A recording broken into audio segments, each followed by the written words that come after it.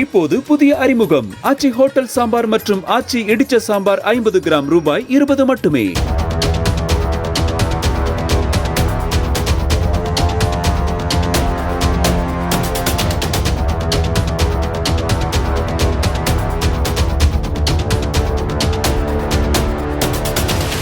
ராமநாதபுரம் மாவட்டம் பரமக்குடியில் டீக்கடையில் வேலை செய்து கொண்டிருந்த பெண்ணை கத்தியால் குத்தி கொலை செய்த இளைஞரை பொதுமக்கள் மடக்கி பிடித்து போலீசில் ஒப்படைத்தனர். கணவனுடனான கருத்து வேறுபாட்டால் தனது 2 குழந்தைகளுடன் தனியாக தாய் வீட்டில் வசித்து வந்த மேகலா என்பவருக்கும் அதே பகுதியைச் சேர்ந்த மணிகண்டனுக்கும் பழக்கம் ஏற்பட்டுள்ளது.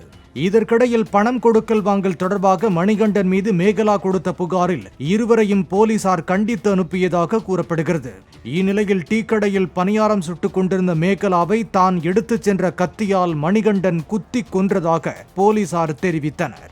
வீட்டிற்கே வந்து மணிகண்டன் கொலை மிரட்டல் விடுத்துச் சென்றது குறித்து புகார் அளித்தும் போலீசார் உரிய நடவடிக்கை எடுக்கவில்லை என மேகலாவின் தாய் நாகலட்சுமி தெரிவித்தார்.